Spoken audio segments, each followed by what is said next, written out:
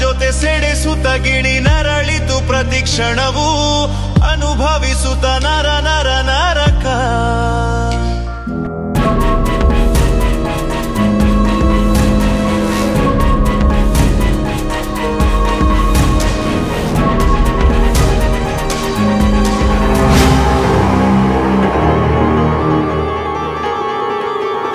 Hello ನಮಸ್ಕಾರ.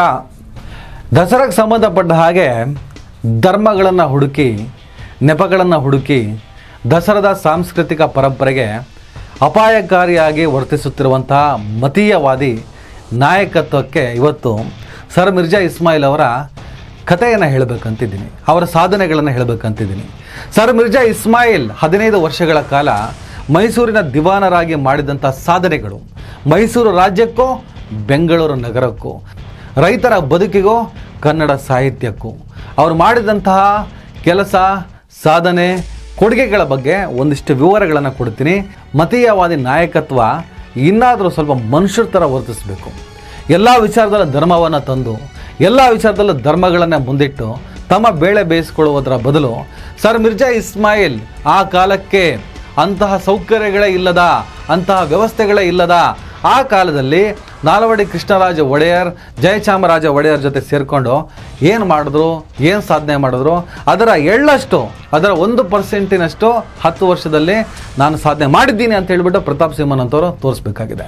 ನಾನು ಯಾವತ್ತೂ ಮತೀಯವಾದಿ ನಾಯಕತ್ವದ ಬಗ್ಗೆ ಮಾತಾಡ್ತೀನಿ, ಅವರನ್ನೇ ಪ್ರಶ್ನೆ ಮಾಡ್ತೀನಿ, ಅವರನ್ನೇ ಟೀಕಿಸ್ತೀನಿ. ಜನ ನಂಬಿಕೆಯಿಂದ ಆಯ್ಕೆ ಮಾಡಿದಂಥ ವ್ಯಕ್ತಿಗಳು ಎಲ್ಲ ಜನರನ್ನು ಭೇದ ಭಾವವಿಲ್ಲದೆ ಒಂದೇ ಥರ ನೋಡಿಕೊಂಡು ರಾಜಕಾರಣವನ್ನು ಮಾಡಬೇಕಾಗತ್ತೆ. ಅದನ್ನು ಮೀರಿ ನಿಂತಾಗ ಅವರನ್ನು ಪ್ರಶ್ನೆ ಮಾಡುವುದು ನಮ್ಮ ಹಕ್ಕಾಗ್ತದೆ.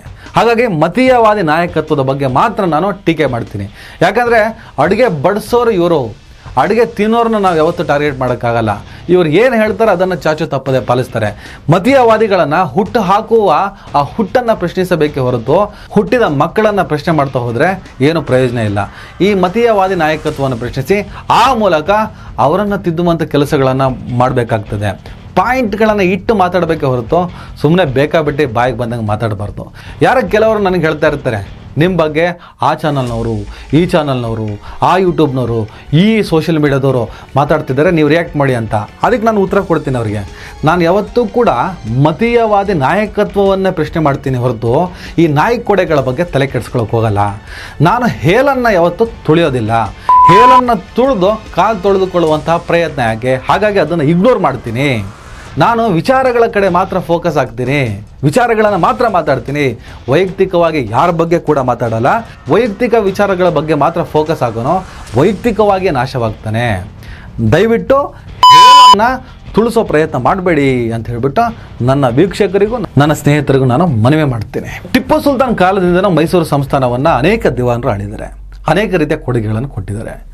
ಅದರಲ್ಲಿ ದಿವಾನ್ ಪೂರ್ಣಯ್ಯ ಟಿಪ್ಪು ಸುಲ್ತಾನ್ ಕಾಲಾವಧಿಯಲ್ಲಿ ಒಂದಿಷ್ಟು ಸುಧಾರಣೆಗಳನ್ನು ಮಾಡ್ತಿದ್ದ ವ್ಯಕ್ತಿ ಕಡೆಗೆ ಟಿಪ್ಪು ಸುಲ್ತಾನ್ನೇ ಹಾಕ್ಕೊಟ್ಟು ನೋಡಿ, ಮತೀಯವಾದ ದಿವಾನ್ ಪೂರ್ಣಯ್ಯನಿಂದ ಶುರು ಆಗ್ತದೆ. ಟಿಪ್ಪು ಸುಲ್ತಾನ್ನೇ ಬ್ರಿಟಿಷರಿಗೆ ಹಾಕ್ಕೊಟ್ಬಿಟ್ಟು ನಾನೊಬ್ಬ ನಮಕ್ ಹರಾಮ ಅನ್ನೋದನ್ನು ಪ್ರೂವ್ ಮಾಡ್ತಾನೆ. 1881ರಿಂದ 1883ವರೆಗೂ ಸಿ.ವಿ. ರಂಗಾಚಾರ್ಲು ಮೈಸೂರಿನ ದಿವಾನರಾಗ್ತಾರೆ. ಕೆ. ಶೇಷಾದ್ರಯ್ಯರ್ 1883ರಿಂದ 1901 ಈ ಕಾಲಾವಧಿಯಲ್ಲಿ ಇವರು ಮಾಡಿದ ಸಾಧನೆ ಭಾಳ ದೊಡ್ಡ ಪ್ರಮಾಣದ್ದು. ಶಿವನ ಸಮುದ್ರದಲ್ಲಿ ಭಾರತದ ಮೊದಲ ಜಲವಿದ್ಯುತ್ ಯೋಜನೆಯನ್ನು 1902ರಲ್ಲಿ ಪ್ರಾರಂಭ ಮಾಡಿದ್ದು ಶೇಷಾದ್ರಯ್ಯರ್. ಇದರಿಂದ ಬೆಂಗಳೂರು ಭಾರತದಲ್ಲಿ ಮೊದಲ ಬಾರಿಗೆ ವಿದ್ಯುತ್ ಬೀದಿ ದೀಪಗಳನ್ನು ಪಡ್ಕೊಳ್ಳುತ್ತೆ. ಮೈಸೂರಿನಲ್ಲಿ ಕೈಗಾರಿಕೆಗಳಾದ ಮೈಸೂರು ಸೋಪ್ ಫ್ಯಾಕ್ಟರಿಯನ್ನು ಸ್ಥಾಪಿಸಿದ್ದು ಶೇಷಾದ್ರಯ್ಯರ್. ಇನ್ನು ಸರ್ ಎಂ ವಿಶ್ವೇಶ್ವರಯ್ಯ ಬಗ್ಗೆ ಆಲ್ಮೋಸ್ಟ್ ನಿಮ್ಗೆ ಗೊತ್ತೇ ಇರುತ್ತೆ. ಅವರು 1912ರಿಂದ 1918ರವರೆಗೂ ಮೈಸೂರಿನ ದಿವಾನರಾಗಿರ್ತಾರೆ. 6 ವರ್ಷಗಳ ಅವಧಿ. ಈ 6 ವರ್ಷದಲ್ಲಿ ಮೈಸೂರು ರಾಜ್ಯವನ್ನು ಆಧುನಿಕ ರಾಜ್ಯವಾಗಿ ಪರಿವರ್ತಿಸಿದ ಕೀರ್ತಿ ವಿಶ್ವೇಶ್ವರಯ್ಯನವರಿಗೆ ಸಲ್ಲುತ್ತೆ. ಕೃಷ್ಣರಾಜ ಸಾಗರ KRS ಜಲಾಶಯದ ನಿರ್ಮಾಣಕ್ಕೆ ಚಾಲನೆ ನೀಡಿದ್ದು ಇದು ಕೃಷಿ ಮತ್ತು ನೀರಾವರಿಗೆ ದೊಡ್ಡ ಆಧಾರವಾಯಿತು.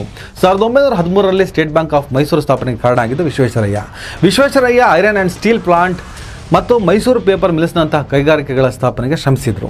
ಆದರೆ ಮೈಸೂರು ಸಂಸ್ಥಾನದಲ್ಲಿ ಅಸಲಿ ಕ್ರಾಂತಿ ಶುರುವಾಗಿದ್ದು ಆ 15 ವರ್ಷಗಳ ಕಾಲ. 1926ರಿಂದ 1941ರವರೆಗೂ ಮೈಸೂರು ಸಂಸ್ಥಾನದ ದಿವಾನರಾಗಿದ್ದು ಸರ್ ಮಿರ್ಜಾ ಇಸ್ಮಾಯಿಲ್. ನಾಲ್ವಡಿ ಕೃಷ್ಣರಾಜ ಒಡೆಯರ್ ಜೊತೆ ಶಾಲೆ ಕಲ್ತವ್ರು ಇವರು, ಸಹಪಾಠಿ ಮತ್ತು ಸ್ನೇಹಿತರು. ನಾಲ್ವಡಿ ಕೃಷ್ಣರಾಜ ಒಡೆಯರ್ ಹಾಗೂ ಜಯಚಾಮರಾಜ ಒಡೆಯರ್ ಇವರ ಕಾಲಾವಧಿಯಲ್ಲಿ ಅಭೂತಪೂರ್ವ ಸೇವೆ ಸಲ್ಲಿಸ್ತಾರೆ. ಮೈಸೂರು ಮತ್ತು ಬೆಂಗಳೂರಿನ ಅಭಿವೃದ್ಧಿಗೆ ಅವರು ಕೊಟ್ಟ ಕೊಡುಗೆ ಭಾಳ ದೊಡ್ಡ ಪ್ರಮಾಣದ್ದು. ಕನ್ನಡ ಕ್ಷೇತ್ರಕ್ಕೆ, ಕನ್ನಡ ಭಾಷೆಗೆ, ಕನ್ನಡ ಸಾಹಿತ್ಯಕ್ಕೆ, ಕೋಮು ಸಾಮರಸ್ಯಕ್ಕೆ ಬಹಳ ದೊಡ್ಡ ಪ್ರಮಾಣದಲ್ಲಿ ದುಡಿದಿದ್ದ ಸರ್ ಮಿರ್ಜಾ ಇಸ್ಮಾಯಿಲ್. ಮೈಸೂರು, ಜೈಪುರ, ಹೈದರಾಬಾದ್ ಸಂಸ್ಥಾನಗಳ ದಿವಾನರಾಗಿ ಸೇವೆ ಸಲ್ಲಿಸಿದ್ದ ಪ್ರಸಿದ್ಧ ಭಾರತೀಯ ರಾಜನೀತಿಜ್ಞ ಮತ್ತು ಆಡಳಿತಗಾರರಾಗಿದ್ದರು. ಅವರ ದೂರದರ್ಶಿ ಮತ್ತು ಕನ್ನಡ ಭಾಷೆ ಸಂಸ್ಕೃತಿಯ ಬಗ್ಗೆ ಇದ್ದ ಅಪಾರ ಪ್ರೀತಿಯಿಂದ ಮೈಸೂರು ಸಂಸ್ಥಾನವನ್ನು ಆಗಿನ ಭಾರತದ ಅತ್ಯಂತ ಪ್ರಗತಿಶೀಲ ರಾಜ್ಯವನ್ನಾಗಿ ಮಾಡಿದ ಕೀರ್ತಿ ಅವರಿಗೆ ಸಲ್ಲುತ್ತೆ. ಮಿರ್ಜಾ ಇಸ್ಮಾಯಿಲ್ ಅವರು 1883ರಲ್ಲಿ ಬೆಂಗಳೂರಿನಲ್ಲಿ ಪರ್ಷಿಯನ್ ಮೂಲದ ಕುಟುಂಬದಲ್ಲಿ ಜನಿಸಿದರು. ಅವರ ತಂದೆ ಆಗಾ ಜಾನ್ ಮೊಹಮ್ಮದ್ ಖಾಜಿಮ್ ಶಿರಾಜಿ ಅವರು ಮೈಸೂರು ಸಂಸ್ಥಾನದ ಸಹಾಯಕ ಜಿಲ್ಲಾಧಿಕಾರಿಯಾಗಿದ್ದರು. ಮಿರ್ಜಾ ಅವರು ಸೆಂಟ್ ಪ್ಯಾಟ್ರಿಕ್ ಸ್ಕೂಲ್ ಮತ್ತು ವೆಸ್ಲಿಯನ್ ಮಿಷನ್ ಹೈಸ್ಕೂಲ್ನಲ್ಲಿ ಶಿಕ್ಷಣ ಪಡೆದರು. 1901ರಲ್ಲಿ ಬೆಂಗಳೂರಿನ ಸೆಂಟ್ರಲ್ ಕಾಲೇಜಿನಲ್ಲಿ ಭೂವಿಜ್ಞಾನ ವಿಷಯದಲ್ಲಿ ಪದವಿ ಪಡೆದರು. ಆಗಲೇ ಹೇಳಿದಾಗೆ ಅವರ ಬಾಲ್ಯದ ಸ್ನೇಹಿತ ಮತ್ತು ಸಹಪಾಠಿ ನಾಲ್ವಡಿ ಕೃಷ್ಣರಾಜ ಒಡೆಯರ್ ರಾಯಲ್ ಸ್ಕೂಲ್ನಲ್ಲಿ, ಅರಮನೆಯ ರಾಯಲ್ ಸ್ಕೂಲ್ನಲ್ಲಿ ಒಟ್ಟಿಗೆ ಓದ್ತಾರೆ. ಅದಾದಮೇಲೆ 1904ರಲ್ಲಿ ಕೋಲಾರದಲ್ಲಿ ಪೊಲೀಸ್ ಅಧೀಕ್ಷಕರಾಗಿ ವೃತ್ತಿ ಜೀವನ ಆರಂಭಿಸ್ತಾರೆ. ಆಮೇಲೆ ನಾಲ್ವಡಿ ಕೃಷ್ಣರಾಜ ಒಡೆಯರ್ ಅವರ ಆಪ್ತ ಕಾರ್ಯದರ್ಶಿಯಾಗಿ ನೇಮಕಗೊಳ್ಳುತ್ತಾರೆ. 1926ರಿಂದ 1941ರವರೆಗೂ ಮೈಸೂರು ಸಂಸ್ಥಾನದ ದಿವಾನರಾಗಿ 15 ವರ್ಷಗಳ ಕಾಲ ಸೇವೆ ಸಲ್ಲಿಸ್ತಾರೆ. ಈ ಅವಧಿಯಲ್ಲಿ ಅವರು ರಾಜ್ಯದ ಸರ್ವತೋಮುಖ ಅಭಿವೃದ್ಧಿಗೆ ಶ್ರಮಿಸ್ತಾರೆ.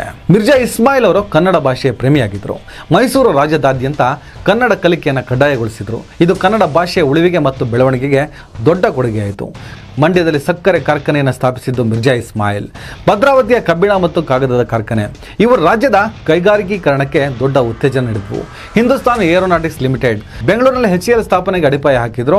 ಇದು ಭಾರತದ ವೈಮಾನಿಕ ಕ್ಷೇತ್ರದಲ್ಲಿ ಪ್ರಮುಖ ಸಂಸ್ಥೆ ಆಯಿತು.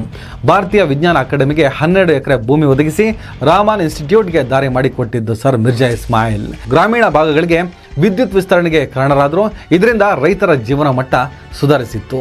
ಬೆಂಗಳೂರಿನ ಟೌನ್ ಹಾಲ್ನ ವಿನ್ಯಾಸ ಮತ್ತು ನಿರ್ಮಾಣಕ್ಕೆ ಕಾರಣರಾಗಿದ್ದು ಸರ್ ಮಿರ್ಜಾ ಇಸ್ಮಾಯಿಲ್. ಚಾಮರಾಜ ಜಲಾಶಯದಿಂದ 22 ಮೈಲಿ ದೂರದಿಂದ ಬೆಂಗಳೂರಿಗೆ ಕುಡಿಯುವ ನೀರು ಸರಬರಾಜು ಮಾಡುವ ವ್ಯವಸ್ಥೆಯನ್ನು ರೂಪಿಸಿದರು. ಮೈಸೂರಿನ ಕಾವೇರಿ ನದಿಯ ತೀರದಲ್ಲಿ ವೃಂದಾವನ ಉದ್ಯಾನವನವನ್ನು ನಿರ್ಮಿಸಿದ್ದು ಸರ್ ಮಿರ್ಜಾ ಇಸ್ಮಾಯಿಲ್. ಇದು ಇಂದಿಗೂ ಪ್ರಸಿದ್ಧ ಪ್ರವಾಸಿ ತಾಣವಾಗಿದೆ. ರೈತರ ಬೆಳೆ ಕಾಪಾಡಲು ನೀರಾವರಿ ವ್ಯವಸ್ಥೆಗೆ ಒತ್ತು ನೀಡಿದರು. ಹಳ್ಳಿಗಳಿಗೆ ನೀರೆತ್ತುವ ಪಂಪ್ಗಳನ್ನು ಒದಗಿಸಿ ಕೃಷಿಯನ್ನು ಬೆಂಬಲಿಸಿದರು. ಮೈಸೂರಿನಲ್ಲಿ ಮೆಡಿಕಲ್ ಕಾಲೇಜು ಸ್ಥಾಪನೆ ಮಾಡಿದ್ದು, ಕನ್ನಡ ಸಾಹಿತ್ಯ ಪರಿಷತ್ತಿಗೆ ಧನ ಸಹಾಯ ಒದಗಿಸಿ ಕನ್ನಡ ಸಾಹಿತ್ಯದ ಬೆಳವಣಿಗೆ ಬೆಂಬಲ ನೀಡಿದ್ದು, ಹಿಂದೂ ಮುಸ್ಲಿಂ ಐಕ್ಯತೆಗೆ ಶ್ರಮಿಸಿದ್ದು, ಧಾರ್ಮಿಕ ಮತ್ತು ಜಾತಿಯ ಗಲಭೆಗಳನ್ನು ತಡೆಗಟ್ಟಿ ಎಲ್ಲರಿಗೂ ಸಮಾನ ಆಡಳಿತ ನೀಡಿದ್ದು ಸರ್ ಮಿರ್ಜಾ ಇಸ್ಮಾಯಿಲ್. ಸ್ವಾತಂತ್ರ್ಯ ಹೋರಾಟದ ಸಂದರ್ಭದಲ್ಲಿ ಗಾಂಧಿ, ನೆಹರು ಮುಂತಾದ ರಾಷ್ಟ್ರೀಯ ನಾಯಕರೊಂದಿಗೆ ಆತ್ಮೀಯ ಸಂಪರ್ಕವನ್ನು ಕಾಪಾಡಿಕೊಂಡು ಗಲಭೆಗಳಿಲ್ಲದಂತೆ ಪರಿಸ್ಥಿತಿಯನ್ನು ದಕ್ಷತೆಯಿಂದ ನಿರ್ವಹಿಸಿದರು. ಬ್ರಿಟಿಷ್ ಸರ್ಕಾರಕ್ಕೆ ಮೈಸೂರು ರಾಜ್ಯವು ಪಾವತಿಸಬೇಕಿದ್ದ 35 ಲಕ್ಷ ರೂಪಾಯಿಗಳನ್ನು 10.5 ಲಕ್ಷಕ್ಕೆ ಕಡಿತಗೊಳಿಸಿ ಆರ್ಥಿಕ ಸುಧಾರಣೆ ಮಾಡಿದ್ದು ಸರ್ ಮಿರ್ಜಾ ಇಸ್ಮಾಯಿಲ್. ಸರ್ ಮಿರ್ಜಾ ಇಸ್ಮಾಯಿಲ್ ಅಂದರೆ ದಕ್ಷ ಆಡಳಿತಗಾರ, ಕೋಮು ಸಾಮರಸ್ಯದ ಪ್ರತೀಕ, ಎಲ್ಲದಕ್ಕಿಂತ ಹೆಚ್ಚಾಗಿ ಅಪ್ಪಟ ಕನ್ನಡಾಭಿಮಾನಿ. ಮೈಸೂರು ಸಂಸ್ಥಾನದ ಎಲ್ಲ ದಿವಾನರಿಗಿಂತ ಅಂಥ ಸರ್ ಮಿರ್ಜಾ ಇಸ್ಮಾಯಿಲ್ ಅವರ ಪರಂಪರೆಯಲ್ಲಿರುವಂಥ ಈ ನಾಡಿನೊಳಗಡೆ ಹಿಂದೂ ಮುಸ್ಲಿಂ ಭೇದ ಭಾವ ತರ್ತಾ ಇದ್ದೀರಾ, ಧರ್ಮಗಳ ನಡುವೆ ಸಂಘರ್ಷವನ್ನು ತರ್ತಾ ಇದ್ದೀರಾ. ನಾಚಿಕೆ ಮಾನ ವರದಿ ಇಲ್ವಾ ನಿಮಗೆ? ಮತೀಯವಾದಿ ನಾಯಕತ್ವವೇ ಏನು ಶಾಶ್ವತವಾಗಿ ಗೂಟ ಹೊಡ್ಕೊಂಡಿರ್ತಾರೆ ಇಲ್ಲಿ. ಇತಿಹಾಸ ಹೇಗಿರಬೇಕು ಗೊತ್ತಾ? ಇವತ್ತಿಗೆ ಸರ್ ಮಿರ್ಜಾ ಇಸ್ಮಾಯಿಲ್ ಅವರನ್ನು ನಾವು ಸ್ಮರಿಸ್ತಾ ಇದ್ದೀವಿ. 1959ರಲ್ಲಿ ತೀರ್ಕೊಂಡ್ರು ಸರ್ ಮಿರ್ಜಾ ಇಸ್ಮಾಯಿಲ್. ಎಷ್ಟು ವರ್ಷ ಆಯಿತು? 66 ವರ್ಷ ಆಯಿತು ಅವ್ರು ತೀರ್ಕೊಂಡು. ಈಗಲೂ ಕೂಡ ಸರ್ ಮಿರ್ಜಾ ಇಸ್ಮಾಯಿಲ್ ಏನು ಸಾಧನೆ ಮಾಡಿದ್ರು, ಏನೆಲ್ಲ ಮಾಡಿದ್ರು ಅಂತ ಹೇಳ್ಬಿಟ್ಟು ಮಾತಾಡ್ತಾ ಇದ್ದೀವಿ.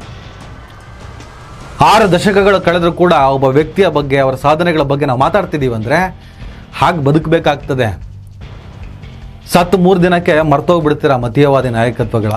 ಮರ್ತು ಹೋಗಿಲ್ಲ ಅಂದರೂ ಕೂಡ ನಿಮ್ಮ ಕರಾಳ ಛಾಯೆ, ಆಡಳಿತದಲ್ಲಿ ನೀವು ಬಿಟ್ಟು ಹೋದಂಥ ನಿಮ್ಮ ಕರಾಳ ಛಾಯೆಗಳು ಕೆಟ್ಟ ರೀತಿಯ ವಿಮರ್ಶೆಗೆ ಒಳಪಡ್ತಾನೆ ಇರುತ್ತೆ. 5-6 ದಶಕ ಹೋದ್ಮೇಲೂ ಕೂಡ ಇಂಥ ನನ್ನ ಮಗ ಇದ್ದ, ಇಂಥ ಒಬ್ಬ ಕೋಮುವಾದಿ ಇದ್ದ, ಇವನು ಇಂತಿಂಥ ಕೆಲಸ ಮಾಡ್ತಿದ್ದ ಅಂತ ಹೇಳ್ಬಿಟ್ಟು ನಿಮ್ಮನ್ನು ಕ್ಯಾಕರ್ಸ್ ಹೋಗಿತಾ ಇರ್ತಾರೆ. ಸತ್ತು ಹೋದ್ಮೇಲೂ ಕೂಡ ನೆಮ್ಮದಿ ಇರಲ್ಲ ನಿಮಗೆ. ಹಾಗಾಗಿ ಬದುಕಿದ್ದಾಗ ಒಂದು ಒಳ್ಳೆ ಕೆಲಸ ಮಾಡೋಣ. ನಾವು ಕೂಡ ಸಾವಿರಾರು ವಿಡಿಯೋಗಳು ಮಾಡಿದ್ದೀವಿ. ಯಾವತ್ತಾದರೂ ಯಾರನ್ನ ಎತ್ತುಕಟ್ಟ ಕೆಲಸ ಮಾಡಿದ್ದೀವ? ಎತ್ತುಕಟ್ಟ ಪ್ರಯತ್ನಗಳನ್ನು ಸೋಲಿಸೋ ಮತ್ತು ಸಾಯಿಸೋ ಪ್ರಯತ್ನಗಳನ್ನು ಮಾಡ್ತೀವಿ. ಆ ಕಾರಣಕ್ಕೆ ಕೆಲವರು ನಮ್ಮ ಮೇಲೆ ಮುಗಿ ಬೀಳ್ತಾರೆ. ಅವರೆಲ್ಲ ನಾನು ಹಚ ಹಚ ಹಚ ಅಂದ್ಕೊಂಡು ದೂರ ಇಡ್ತೀನಿ. ಅವ್ರ ಬಗ್ಗೆ ಮಾತಾಡೋಕ್ಕೆ ಹೋಗಲ್ಲ ನಾನು.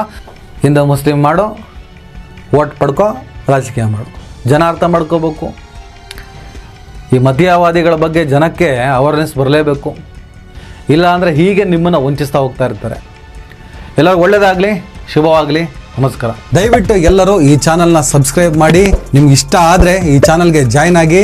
ಈ ವಿಡಿಯೋ ಇಷ್ಟ ಆದರೆ ದಯವಿಟ್ಟು ಎಲ್ಲರೂ ಶೇರ್ ಮಾಡಿ. ಸ್ವತಂತ್ರ ಪತ್ರಿಕೋದ್ಯಮವನ್ನು ಬೆಂಬಲಿಸಿ. ನನ್ನ ಯುಕ್ತಿಗೆ ನಿಮ್ಮ ಶಕ್ತಿಯೇ ಶ್ರೀರಕ್ಷೆ.